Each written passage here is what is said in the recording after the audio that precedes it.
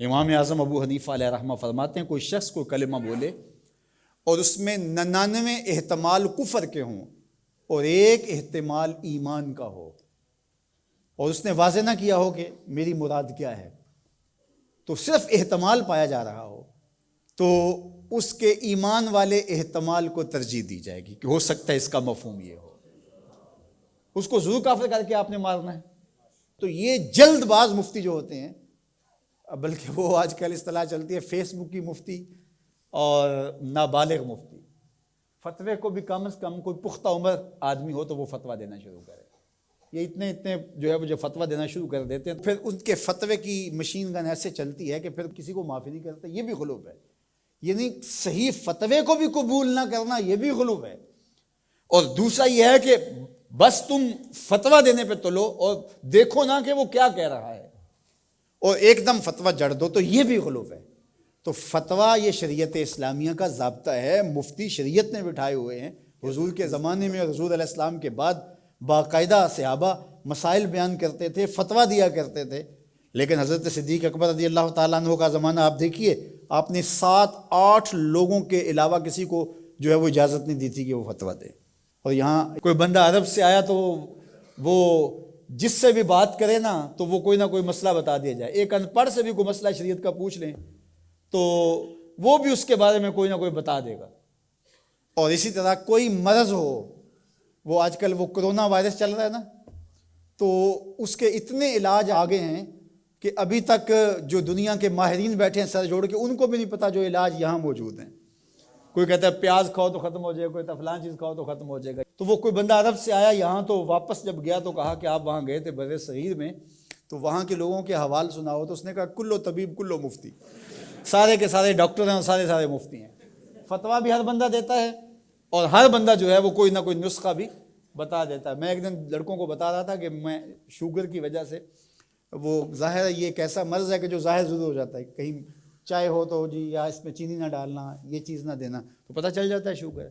میں نے کہا میرے پاس شوگر کے اتنے نسخے آ گئے ہیں کہ اگر میں چاہوں تو جو ہے وہ اس پہ کئی جلدوں میں کتاب لکھی جا سکتی ہے۔ تو یہ نہیں ہے، یہ اسی کا حق ہے جو اللہ کے محبوب علیہ الصلوۃ والسلام نے صحابی سے فرمایا کہ جاؤ فلاں ڈاکٹر اس زمانے کا طبیب تھا، فرمایا اس کے پاس جاؤ، وہ تمہیں کھجوریں دے گا۔ یعنی علاج بھی خود بتایا، لیکن فرمایا اس کے پاس جاؤ۔ اللہ اکبر، یہ میرے حضور نے راہ عمل دیا۔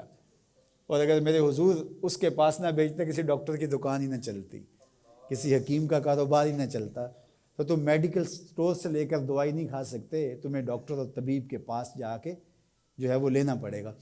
تو یہ فتویٰ بازی اور فتویٰ یہ دو الگ الگ چیزیں ہیں۔ یعنی ایک طبقہ وہ ہے کہ جو اس غلو میں آ جاتا ہے کہ کسی کی زبان سے کوئی بات نکلی نہیں ہے، اس کا مفہوم بھی واضح نہیں ہوتا تو اس پہ فتویٰ دے دیتے ہیں۔ اور دوسرا طبقہ یہ ہے کہ وہ صحیح فتوے کو بھی رد کر دیتے ہیں، یعنی وہ کہتے ہیں چھوڑو جی یہ فتویٰ بازی ہے، وہ فتویٰ بازی کہہ کے شریعت کا کوئی پھر مسئلہ نہیں بتا سکتا، پھر مفتی ہوتا ہے کس لیے ہے؟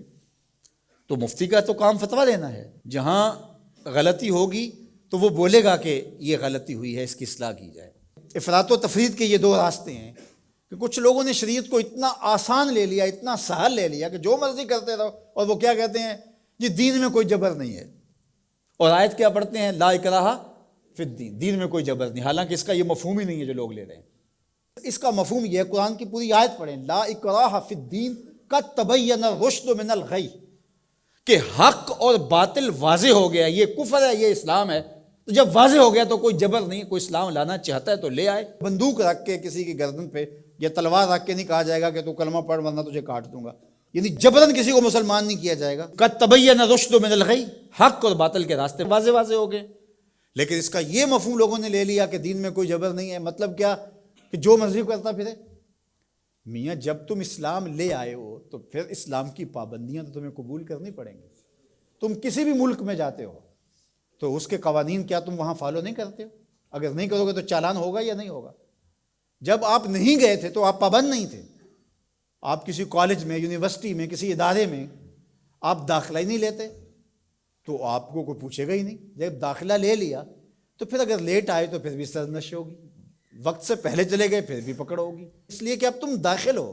جب تم اسلام میں نہیں تھے تو لا اکراہ فی الدین، لیکن جب تم نے کلمہ محمد عربی کا پڑھ لیا ہے تو پھر تمہیں نماز بھی پڑھنی ہوگی، تمہیں روزے بھی رکھنے ہوں گے، اور تمہیں شریعت کے احکام کو اپنے اوپر نافذ کرنا ہوگا۔